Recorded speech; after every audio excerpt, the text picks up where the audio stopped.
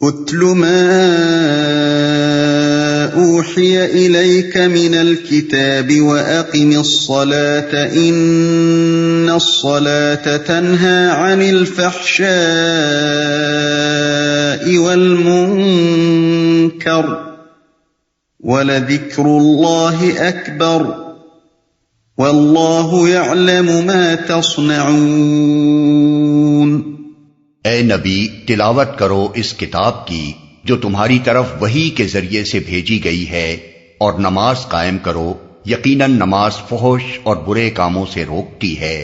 اور اللہ کا ذکر اس سے بھی زیادہ بڑی چیز ہے۔ اللہ جانتا ہے جو کچھ تم لوگ کرتے ہو۔ نماز قائم کرو۔ خطاب بظاہر نبی صلی اللہ علیہ وسلم سے ہے، مگر دراصل مخاطب تمام اہل ایمان ہیں۔ ان پر جو ظلم و ستم اس وقت توڑے جا رہے تھے اور ایمان پر قائم رہنے میں جن شدید حوصلہ شکن مشکلات سے ان کو سابقہ پیش آ رہا تھا، ان کا مقابلہ کرنے کے لیے پچھلے 4 رکوعوں میں صبر و ثبات اور توکل علی اللہ کی مسلسل تلقین کرنے کے بعد اب انہیں عملی تدبیر یہ بتائی جا رہی ہے کہ قرآن کی تلاوت کریں اور نماز قائم کریں، کیونکہ یہی 2 چیزیں ایسی ہیں جو ایک مومن میں وہ مضبوط سیرت اور وہ زبردست صلاحیت پیدا کرتی ہیں جن سے وہ باطل کی بڑی سے بڑی طغیانیوں اور بدی کے سخت طوفانوں کے مقابلے میں نہ صرف کھڑا رہ سکتا ہے بلکہ ان کا منہ پھیر سکتا ہے۔ لیکن تلاوت قرآن اور نماز سے یہ طاقت انسان کو اسی وقت حاصل ہو سکتی ہے جبکہ وہ قرآن کے محض الفاظ کی تلاوت پر اکتفا نہ کرے بلکہ اس کی تعلیم کو ٹھیک ٹھیک سمجھ کر اپنی روح میں جذب کرتا چلا جائے، اور اس کی نماز صرف حرکات بدن تک محدود نہ رہے بلکہ اس کے قلب کا وظیفہ اور اس کے اخلاق و کردار کی قوت محرکہ بن جائے۔ نماز کے وصف مطلوب کو تو آگے کے فقرے میں قرآن خود بیان کر رہا ہے، رہی تلاوت تو اس کے متعلق یہ جان لینا چاہیے کہ جو تلاوت آدمی کے حلق سے تجاوز کر کے اس کے دل تک نہیں پہنچتی، وہ اسے کفر کی طغیانیوں کے مقابلے کی طاقت تو درکنار، خود ایمان پر قائم رہنے کی طاقت بھی نہیں بخش سکتی۔ جیسا کہ حدیث میں ایک گروہ کے متعلق آیا ہے کہ وہ قرآن پڑھیں گے مگر قرآن ان کے حلق سے نیچے نہیں اترے گا، وہ دین سے اس طرح نکل جائیں گے جیسے تیر کمان سے نکل جاتا ہے۔ بخاری، مسلم، موطا۔ در حقیقت جس تلاوت کے بعد آدمی کے ذہن و فکر اور اخلاق و کردار میں کوئی تبدیلی نہ ہو بلکہ قرآن پڑھ کر بھی آدمی وہ سب کچھ کرتا رہے جن سے قرآن منع کرتا ہے، وہ ایک مومن کی تلاوت ہے ہی نہیں۔ اس کے متعلق تو نبی صلی اللہ علیہ وسلم صاف فرماتے ہیں کہ قرآن پر ایمان نہیں لایا وہ شخص جس نے اس کی حرام کی ہوئی چیزوں کو حلال کر لیا۔ ترمذی بروایت صہیب رومی رضی اللہ عنہ۔ ایسی تلاوت آدمی کے نفس کی اصلاح کرنے اور اس کی روح کو تقویت دینے کے بجائے اس کو اپنے خدا کے مقابلے میں اور زیادہ ڈھیٹ اور اپنے ضمیر کے آگے اور زیادہ بے حیا بنا دیتی ہے، اور اس کے اندر کریکٹر نام کی کوئی چیز باقی نہیں رہنے دیتی، کیونکہ جو شخص قرآن کو خدا کی کتاب مانے اور اسے پڑھ کر یہ معلوم بھی کرتا رہے کہ اس کے خدا نے اسے کیا ہدایات دی ہیں اور پھر اس کی ہدایات کی خلاف ورزی کرتا چلا جائے، اس کا معاملہ تو اس مجرم کا سا ہے جو قانون سے ناواقفیت کی بنا پر نہیں بلکہ قانون سے خوب واقف ہونے کے بعد جرم کا ارتکاب کرتا ہے۔ اس پوزیشن کو سرکار رسالت مآب صلی اللہ علیہ وسلم نے ایک مختصر سے فقرے میں بہترین طریقے پر یوں واضح فرمایا ہے کہ قرآن حجت ہے تیرے حق میں یا تیرے خلاف۔ مسلم۔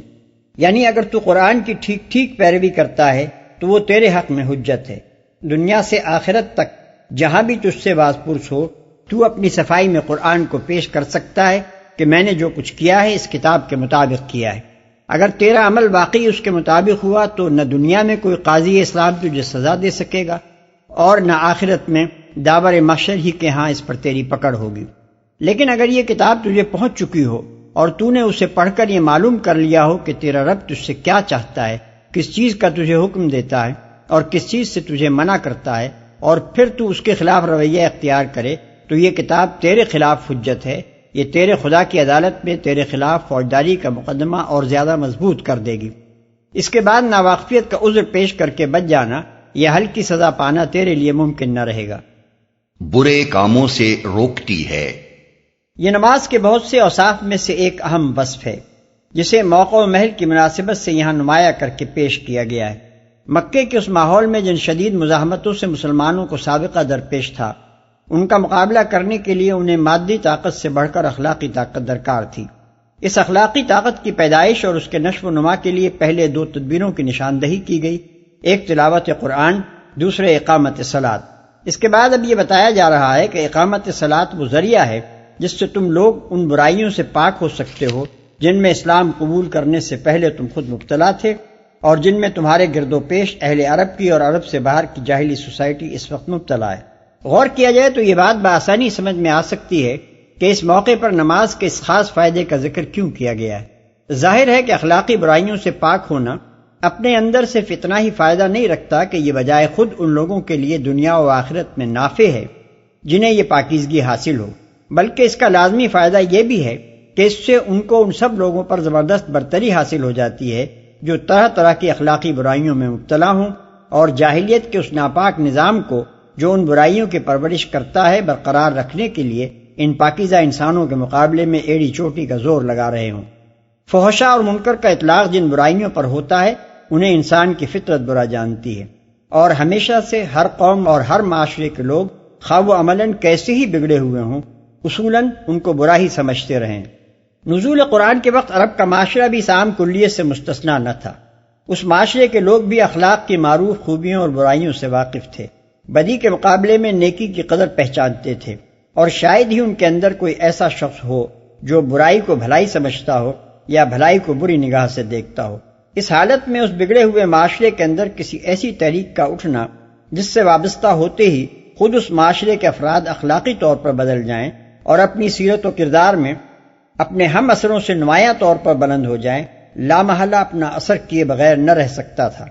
ممکن نہ تھا کہ عرب کے عام لوگ برائیوں کو مٹانے والی اور نیک اور پاکیزہ انسان بنانے والی اس تحریک کا اخلاقی وزن محسوس نہ کرتے، اور اس کے مقابلے میں محض جاہلی تعصبات کے کھوکھلے نعروں کے بنا پر ان لوگوں کا ساتھ دیے چلے جاتے جو خود اخلاقی برائیوں میں مبتلا تھے اور جاہلیت کے اس نظام کو قائم رکھنے کے لیے لڑ رہے تھے جو ان برائیوں کو صدیوں سے پرورش کر رہا تھا۔ یہی وجہ ہے کہ قرآن نے اس موقع پر مسلمانوں کو مادی وسائل اور طاقتیں فراہم کرنے کے بجائے نماز قائم کرنے کی تلقین کی، تاکہ یہ مٹھی بھر انسان اخلاق کی وہ طاقت اپنے اندر پیدا کر لیں جو لوگوں کے دل جیت لے اور تیر و تفنگ کے بغیر دشمنوں کو شکست دے دے۔ نماز کی یہ خوبی جو اس آیت میں بیان کی گئی ہے اس کے دو پہلو ہیں۔ ایک اس کا وصف لازم ہے، یعنی یہ کہ وہ فحشا اور منکر سے روکتی ہے، اور دوسرا اس کا وصف مطلوب ہے، یعنی یہ کہ اس کا پڑھنے والا واقعی فحشا اور منکر سے رک جائے۔ جہاں تک روکنے کا تعلق ہے، نماز لازماً یہ کام کرتی ہے۔ جو شخص بھی نماز کی نوعیت پر ذرا سا غور کرے گا وہ تسلیم کرے گا کہ انسان کو برائیوں سے روکنے کے لیے جتنے بریک بھی لگانے ممکن ہیں ان میں سب سے زیادہ کارگر بریک نماز ہی ہو سکتی ہے۔ آخر اس سے بڑھ کر مؤثر و مانع اور کیا ہو سکتا ہے کہ آدمی کو ہر روز دن میں 5 وقت خدا کی یاد کے لیے بلایا جائے اور اس کے ذہن میں یہ بات تازہ کی جائے کہ تو اس دنیا میں آزاد و خود مختار نہیں ہے بلکہ ایک خدا کا بندہ ہے، اور تیرا خدا وہ ہے جو تیرے کھلے اور چھپے تمام اعمال سے حتیٰ کہ تیرے دل کے ارادوں اور نیتوں تک سے واقف ہے، اور ایک وقت ضرور ایسا آنا ہے جب تجھے اس خدا کے سامنے پیش ہو کر اپنے اعمال کی جواب دہی کرنی ہوگی۔ پھر اس یاد دہانی پر بھی اکتفا نہ کی جائے بلکہ آدمی کو عملاً ہر نماز کے وقت اس بات کی مشق کرائی جاتی رہے کہ وہ چھپ کر بھی اپنے خدا کے کسی حکم کی خلاف ورزی نہ کرے۔ نماز کے لیے اٹھنے کے وقت سے لے کر نماز ختم کرنے تک مسلسل آدمی کو وہ کام کرنے پڑتے ہیں جن میں اس کے اور خدا کے سوا کوئی تیسری ہستی یہ جاننے والی نہیں ہوتی کہ اس شخص نے خدا کے قانون کی پابندی کی ہے یا اسے توڑ دیا ہے۔ مثلاً اگر آدمی کا وضو ساقط ہو چکا ہو اور وہ نماز پڑھنے کھڑا ہو جائے تو اس کے اور خدا کے سوا آخر کسے معلوم ہو سکتا ہے کہ وہ وضو سے نہیں ہے؟ اگر آدمی نماز کی نیت ہی نہ کرے اور بظاہر رکوع و سجود اور قیام و قعود کرتے ہوئے اذکار نماز پڑھنے کے بجائے خاموشی کے ساتھ غزلیں پڑھتا رہے تو اس کے اور خدا کے سوا کس پر یہ راز فاش ہو سکتا ہے کہ اس نے دراصل نماز نہیں پڑھی ہے؟ اس کے باوجود جب آدمی جسم اور لباس کی طہارت سے لے کر نماز کے ارکان اور اذکار تک قانون خداوندی کی تمام شرائط کے مطابق ہر روز 5 وقت نماز ادا کرتا ہے تو اس کے معنی یہ ہے کہ اس نماز کے ذریعے سے روزانہ کئی بار اس کے ضمیر میں زندگی پیدا کی جا رہی ہے، اس میں ذمہ داری کا احساس بیدار کیا جا رہا ہے، اسے فرشناس انسان بنایا جا رہا ہے، اور اس کو عملاً اس بات کی مشق کرائی جا رہی ہے کہ وہ خود اپنے جذبہ اطاعت کے زیر اثر خفیہ اور علانیہ ہر حال میں اس قانون کی پابندی کرے جس پر وہ ایمان لایا، خواہ خارج میں اس سے پابندی کرانے والی کوئی طاقت موجود ہو یا نہ ہو، اور خواہ دنیا کے لوگوں کو اس کے عمل کا حال معلوم ہو یا نہ ہو۔ اس لحاظ سے دیکھا جائے تو یہ ماننے کے سوا چارہ نہیں ہے کہ نماز صرف یہی نہیں کہ آدمی کو فحشاء و منکر سے روکتی ہے، بلکہ در حقیقت دنیا میں کوئی دوسرا طریق تربیت ایسا نہیں ہے جو انسان کو برائیوں سے روکنے کے معاملے میں اس درجہ مؤثر ہو۔ اب رہا یہ سوال کہ آدمی نماز کی پابندی اختیار کرنے کے بعد عملاً بھی برائیوں سے رکتا ہے یا نہیں، تو اس کا انحصار خود اس آدمی پر ہے جو اصلاح نفس کی یہ تربیت لے رہا ہو، وہ اس سے فائدہ اٹھانے کی نیت رکھتا ہو اور اس کی کوشش کرے تو نماز کے اصلاحی اثرات اس پر مترتب ہوں گے، ورنہ ظاہر ہے کہ دنیا کی کوئی تدبیر اصلاح بھی اس شخص پر کارگر نہیں ہو سکتی جو اس کا اثر قبول کرنے کے لیے تیار ہی نہ ہو یا جان بوجھ کر اس کی تاثیر کو دفع کرتا رہے۔ اس کی مثال ایسی ہے جیسے غذا کی لازمی خاصیت بدن کا تغذیہ اور نشو و نما ہے، لیکن یہ فائدہ اسی صورت میں حاصل ہو سکتا ہے جبکہ آدمی اسے جزو بدن بننے دے۔ اگر کوئی شخص ہر کھانے کے بعد فوراً ہی قے کر کے ساری غذا باہر نکالتا چلا جائے تو اس طرح کا کھانا اس کے لیے کچھ بھی نافع نہیں ہو سکتا۔ جس طرح ایسے شخص کی نظیر سامنے لا کر آپ یہ نہیں کہہ سکتے کہ غذا موجب تغذیہ بدن نہیں ہے کیونکہ فلاں شخص کھانا کھانے کے باوجود سوکھتا چلا جا رہا ہے، اسی طرح بدعمل نمازی کی مثال پیش کر کے آپ یہ نہیں کہہ سکتے کہ نماز برائیوں سے روکنے والی نہیں ہے کیونکہ فلاں شخص نماز پڑھنے کے باوجود بدعمل ہے۔ ایسے نمازی کے متعلق تو یہ کہنا زیادہ صحیح ہے کہ وہ در حقیقت نماز نہیں پڑھتا، جیسے کھانا کھا کر قے کر دینے والے کے متعلق یہ کہنا زیادہ صحیح ہے کہ وہ در حقیقت کھانا نہیں کھاتا۔ ٹھیک یہی بات ہے جو متعدد احادیث میں نبی صلی اللہ علیہ وسلم اور بعض اکابر صحابہ و تابعین سے مروی ہوئی ہے۔ عمران بن حسین کی روایت ہے کہ حضور صلی اللہ علیہ وسلم نے فرمایا، جسے اس کی نماز نے فحش اور برے کاموں سے نہ روکا اس کی نماز نہیں ہے۔ ابن ابی حاتم۔ ابن عباس رضی اللہ عنہ حضور صلی اللہ علیہ وسلم کا یہ ارشاد نقل کرتے ہیں کہ جس کی نماز نے اسے فحش اور برے کاموں سے نہ روکا اس کو اس کی نماز نے اللہ سے اور زیادہ دور کر دیا۔ ابن ابی حاتم طبرانی۔ یہی مضمون جناب حسن بصری رضی اللہ عنہ نے بھی حضور صلی اللہ علیہ وسلم سے مرسلاً روایت کیا ہے۔ ابن جریر بہقی۔ ابن مسعود رضی اللہ عنہ سے حضور صلی اللہ علیہ وسلم کا یہ ارشاد مروی ہے کہ اس شخص کی کوئی نماز نہیں ہے جس نے نماز کی اطاعت نہ کی، اور نماز کی اطاعت یہ ہے کہ آدمی فحشاء و منکر سے رک جائے۔ ابن جریر ابن ابی حاتم۔ اسی مضمون کے متعدد اقوال حضرات عبداللہ ابن مسعود، عبداللہ ابن عباس، حسن بصری، قتادہ اور اعمش وغیرہ ہم سے منقول ہیں۔ امام جعفر صادق رحمۃ اللہ علیہ فرماتے ہیں، جو شخص یہ معلوم کرنا چاہے کہ اس کی نماز قبول ہوئی ہے یا نہیں، اسے دیکھنا چاہیے کہ اس کی نماز نے اسے فحشاء اور منکر سے کہاں تک باز رکھا۔ اگر نماز کے روکنے سے وہ برائیاں کرنے سے رک گیا ہے تو اس کی نماز قبول ہوئی ہے۔ روح المعانی۔ اس سے بھی زیادہ بڑی چیز ہے۔ اس کے کئی معنی ہو سکتے ہیں۔ ایک یہ کہ اللہ کا ذکر یعنی نماز اس سے بزرگ تر ہے، اس کی تاثیر صرف سلبی ہی نہیں ہے کہ برائیوں سے روکے، بلکہ اس سے بڑھ کر وہ نیکیوں پر ابھارنے والی اور سبقت الی الخیرات پر آمادہ کرنے والی چیز بھی ہے۔ دوسرا مطلب یہ ہے کہ اللہ کی یاد بجائے خود بہت بڑی چیز ہے، خیر الاعمال ہے، انسان کا کوئی عمل اس سے افضل نہیں ہے۔ تیسرا مطلب یہ ہے کہ اللہ کا تمہیں یاد کرنا تمہارے اس کو یاد کرنے سے زیادہ بڑی چیز ہے۔ قرآن میں اللہ تعالیٰ کا ارشاد ہے کہ فَاذْكُرُونِي أَذْكُرْكُمْ، البقرہ آیت 152، یعنی تم مجھے یاد کرو میں تمہیں یاد کروں گا۔ پس جب بندہ نماز میں اللہ کو یاد کرے گا تو لا محالہ اللہ بھی اس کو یاد کرے گا، اور یہ فضیلت کہ اللہ کسی بندے کو یاد کرے اس سے بزرگ تر ہے کہ بندہ اللہ کو یاد کرے۔ ان تین مطالب کے علاوہ ایک اور لطیف مطلب یہ بھی ہے جسے حضرت ابو درداء رضی اللہ عنہ کی اہلیہ محترمہ نے بیان کیا ہے کہ اللہ تعالیٰ کی یاد نماز تک محدود نہیں ہے بلکہ اس کا دائرہ اس سے بہت زیادہ وسیع ہے۔ جب آدمی روزہ رکھتا ہے یا زکوٰۃ دیتا ہے یا کوئی نیک کام کرتا ہے تو لامحالہ اللہ کو یاد ہی کرتا ہے، تبھی تو اس سے وہ عمل نیک صادر ہوتا ہے۔ اسی طرح جب آدمی کسی برائی کے مواقع سامنے آنے پر اس سے پرہیز کرتا ہے تو یہ بھی اللہ کی یاد ہی کا نتیجہ ہوتا ہے۔ اس لیے یاد الہی ایک مومن کی پوری زندگی پر حاوی ہوتی ہے۔ وَلَا تُجَادِلُوا أَهْلَ الْكِتَابِ إِلَّا بِالَّتِي هِيَ أَحْسَنُ إِلَّا الَّذِينَ ظَلَمُوا مِنْهُمْ وَقُولُوا آمَنَّا بِالَّذِي أُنزِلَ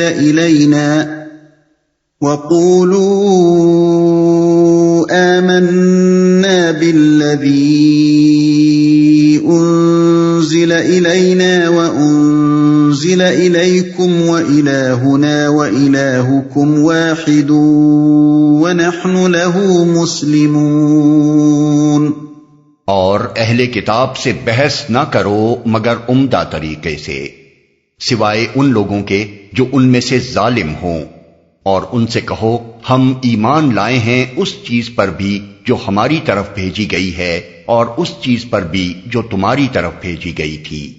ہمارا خدا اور تمہارا خدا ایک ہی ہے اور ہم اسی کے مسلم فرما بردار ہیں۔ اہل کتاب، واضح رہے کہ آگے چل کر اسی سورہ میں ہجرت کی تلقین کی جا رہی ہے۔ اس وقت حبش ہی ایک ایسا مامن تھا جہاں مسلمان ہجرت کر کے جا سکتے تھے، اور حبش پر اس زمانے میں عیسائیوں کا غلبہ تھا۔ اس لیے ان آیات میں مسلمانوں کو ہدایات دی جا رہی ہیں کہ اہل کتاب سے جب سابقہ پیش آئے تو ان سے دین کے معاملے میں بحث و کلام کا کیا انداز اختیار کریں، عمدہ طریقے سے، یعنی مباحثہ معقول دلائل کے ساتھ، مہذب و شائستہ زبان میں اور افہام و تفہیم کے اسپرٹ میں ہونا چاہیے، تاکہ جس شخص سے بحث کی جا رہی ہو اس کے خیالات کی اصلاح ہو سکے۔ مبلغ کو فکر اس بات کی ہونی چاہیے کہ وہ مخاطب کے دل کا دروازہ کھول کر حق بات اس میں اتار دے اور اسے راہ راست پر لائے۔ اس کو ایک پہلوان کی طرح نہیں لڑنا چاہیے جس کا مقصد اپنے مد مقابل کو نیچا دکھانا ہوتا ہے،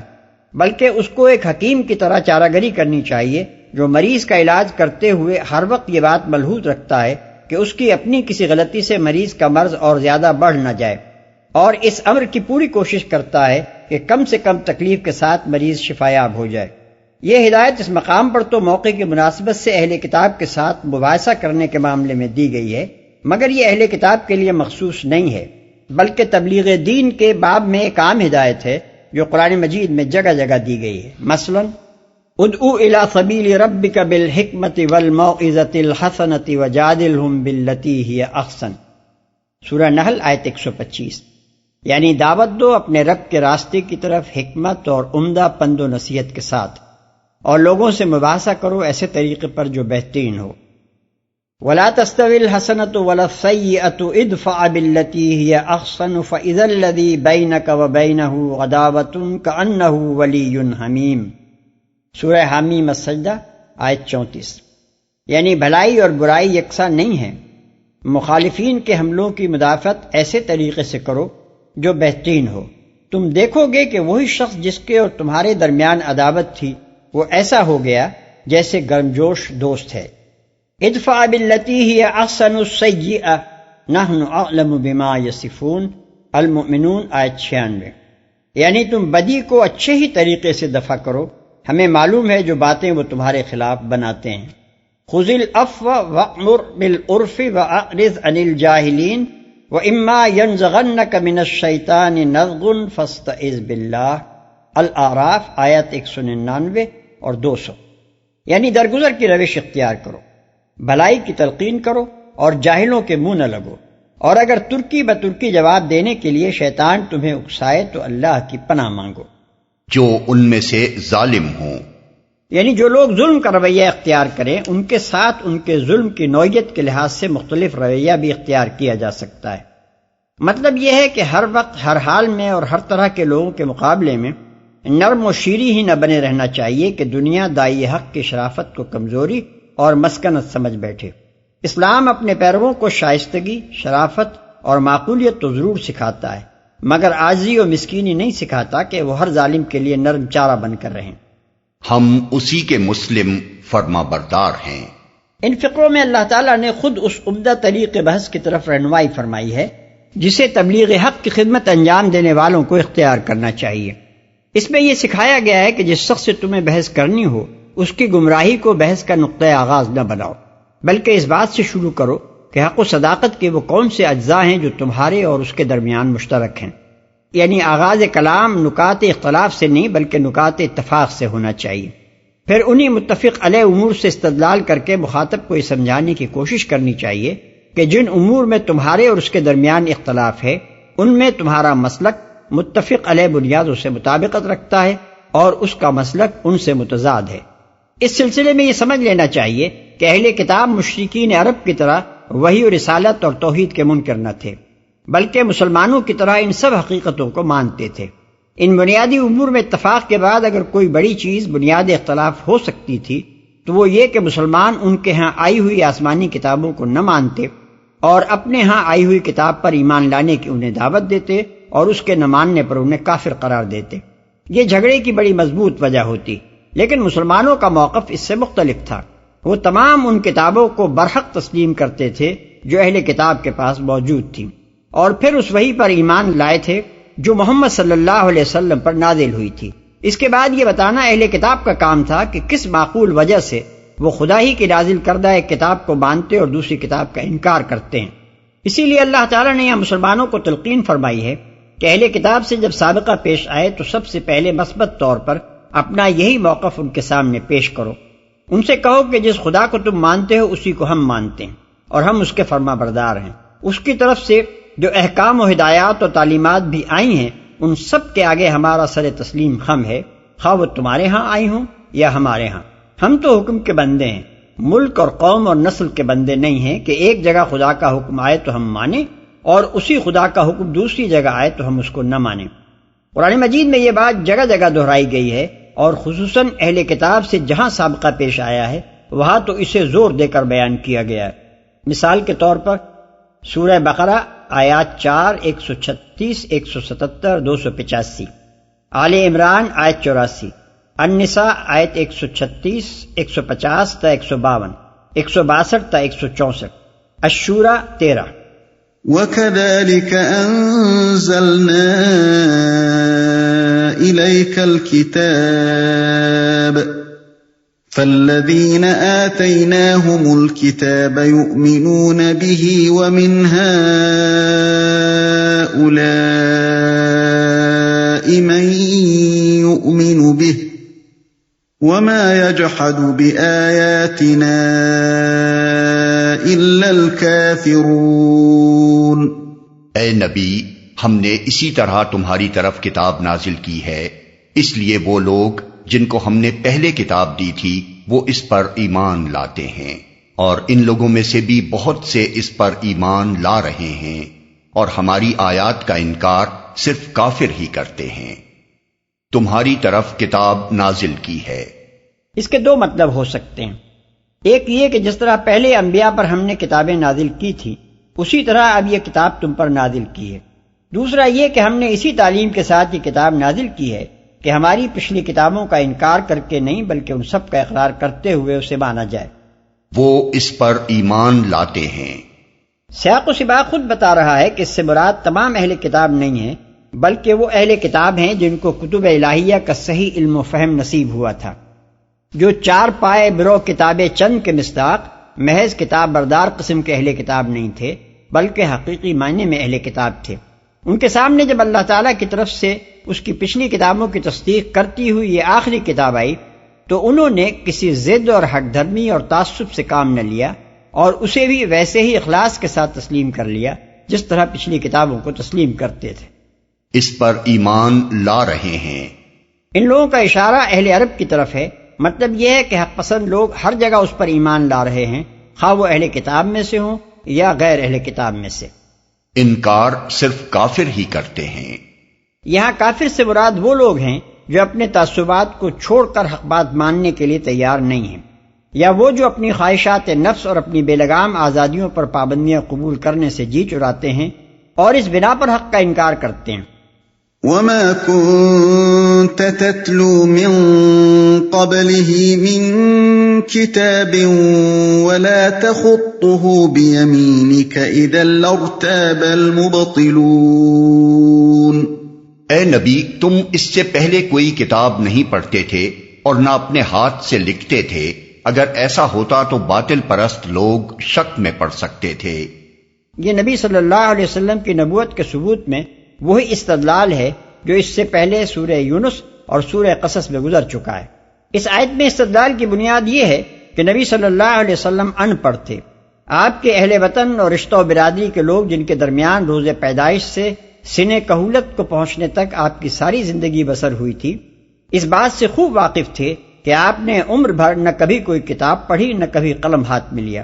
اس امر واقعہ کو پیش کر کے اللہ تعالیٰ فرماتا ہے کہ یہ اس بات کا کھلا ہوا ثبوت ہے کہ کتب آسمانی کی تعلیمات، انبیاء سابقین کے حالات، مذاہب و ادیان کے عقائد، قدیم قوموں کی تاریخ اور تمدن و اخلاق و معیشت کے اہم مسائل پر جس وسیع اور گہرے علم کا اظہار اس امی کی زبان سے ہو رہا ہے، یہ اس کو وحی کے سوا کسی دوسرے ذریعے سے حاصل نہیں ہو سکتا تھا۔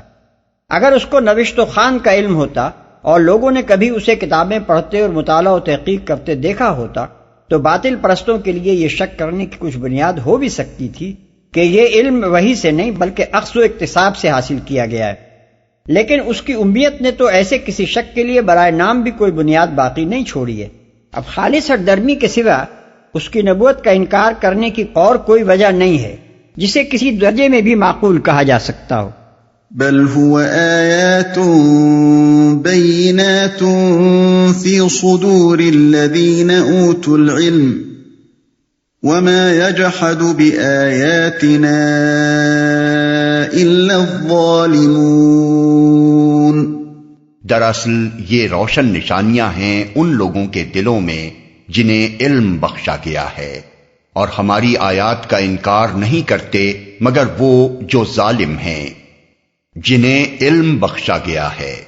یعنی ایک امی کا قرآن جیسی کتاب پیش کرنا اور یکایک ان غیر معمولی کمالات کا مظاہرہ کرنا جن کے لیے کسی سابقہ تیاری کے آثار کبھی کسی کے مشاہدے میں نہیں آئے، یہی دانش و بینش رکھنے والوں کی نگاہ میں اس کی پیغمبری پر دلالت کرنے والی روشن ترین نشانیاں ہیں۔ دنیا کی تاریخی ہستیوں میں سے جس کے حالات کا بھی جائزہ لیا جائے، آدمی اس کے اپنے ماحول میں ان اسباب کا پتہ چلا سکتا ہے جو اس کی شخصیت بنانے اور اس سے ظاہر ہونے والے کمالات کے لیے اس کو تیار کرنے میں کار فرما تھے۔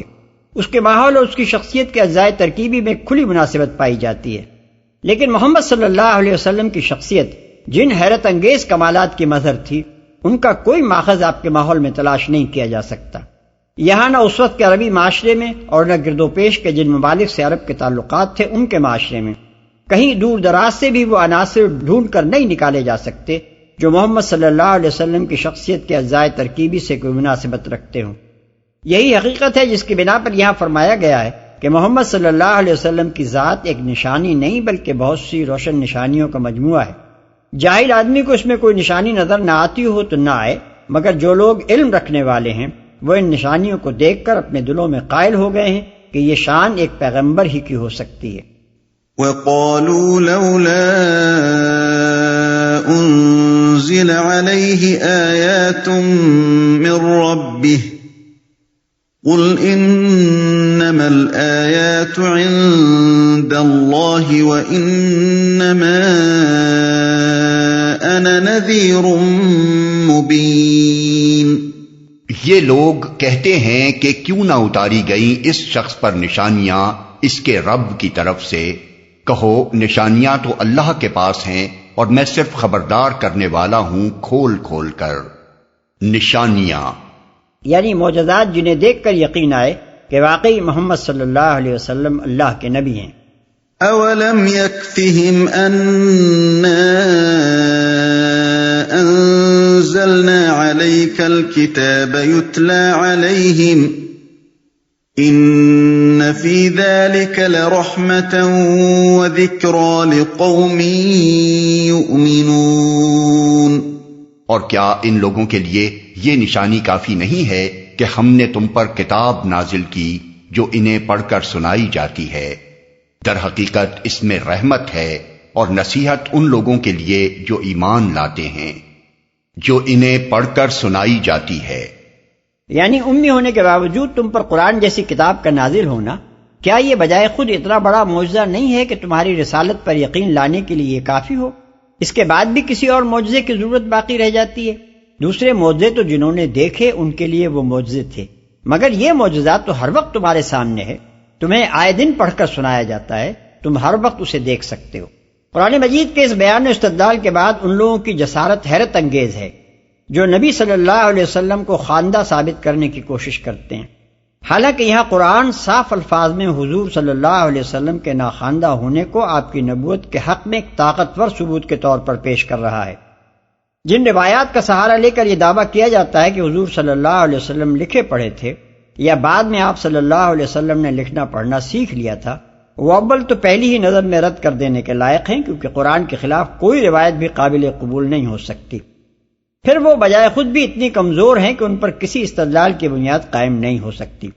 ان میں سے ایک بخاری کی یہ روایت ہے کہ صلح حدیبیہ کا معاہدہ جب لکھا جا رہا تھا تو کفار مکہ کے نمائندے نے رسول اللہ صلی اللہ علیہ وسلم کے نام کے ساتھ رسول اللہ لکھے جانے پر اعتراض کیا۔ اس پر حضور نے کاتب یعنی حضرت علی رضی اللہ عنہ کو حکم دیا کہ اچھا رسول اللہ کا لفظ کاٹ کر محمد بن عبداللہ لکھ دو۔ حضرت علی رضی اللہ عنہ نے لفظ رسول اللہ کاٹنے سے انکار کر دیا۔ اس پر حضور صلی اللہ علیہ وسلم نے ان کے ہاتھ سے قلم لے کر وہ الفاظ خود کاٹ دیے اور محمد بن عبداللہ لکھ دیا۔ لیکن یہ روایت برا بن عازب سے بخاری میں 4 جگہ اور مسلم میں 2 جگہ وارد ہوئی ہے اور ہر جگہ الفاظ مختلف ہیں۔ 1 بخاری کتاب الصلح میں ایک روایت کے الفاظ یہ ہیں، حضور صلی اللہ علیہ وسلم نے حضرت علی رضی اللہ عنہ سے فرمایا یہ الفاظ کاٹ دو۔ انہوں نے عرض کیا میں تو نہیں کاٹ سکتا۔ آخر کار حضور صلی اللہ علیہ وسلم نے اپنے ہاتھ سے انہیں کاٹ دیا۔ 2 اسی کتاب میں دوسری روایت کے الفاظ یہ ہیں، پھر علی رضی اللہ عنہ سے کہا رسول اللہ کاٹ دو۔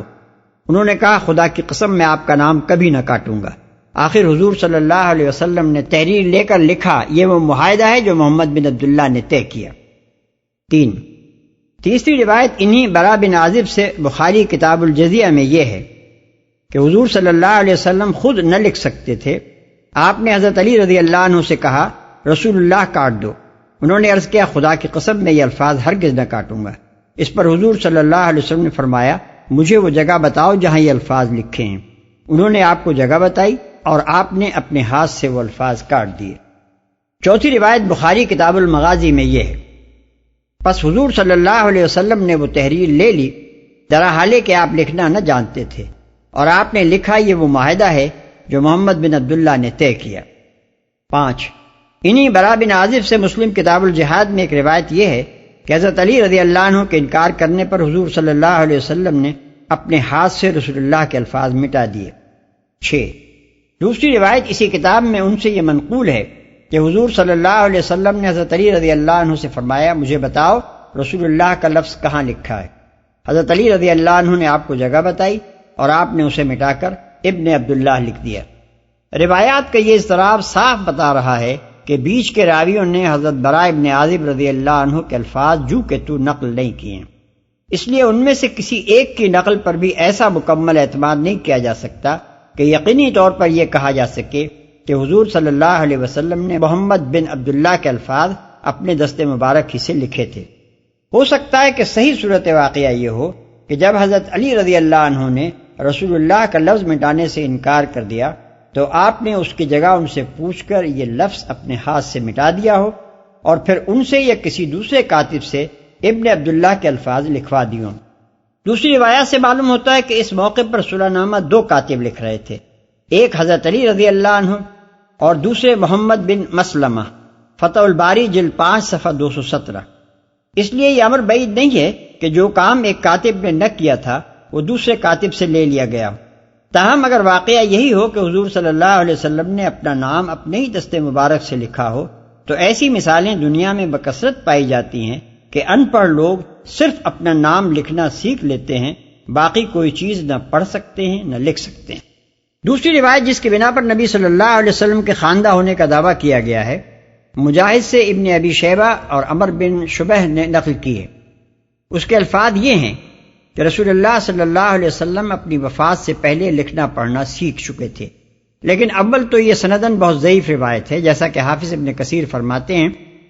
فضعیف لا اصل لہ۔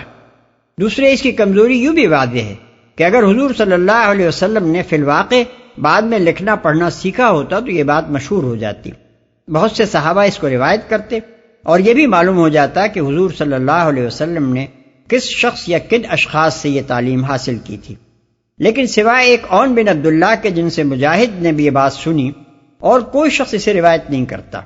اور یہ عون بھی صحابی نہیں بلکہ تابعی ہیں جنہوں نے قطعاً یہ نہیں بتایا کہ انہیں کس صحابی یا کن صحابیوں سے اس واقعے کا علم حاصل ہوا۔ ظاہر ہے کہ ایسی کمزور روایتوں کی بنیاد پر کوئی ایسی بات قابل تسلیم نہیں ہو سکتی جو مشہور و معروف واقعات کی تردید کرتی ہو۔ جو ایمان لاتے ہیں، یعنی بلا شبہ اس کتاب کا نزول اللہ تعالیٰ کی بہت بڑی مہربانی ہے اور یہ بندوں کے لیے بڑی پند و نصیحت پر مشتمل ہے، مگر اس کا فائدہ صرف وہی لوگ اٹھا سکتے ہیں جو اس پر ایمان لائیں۔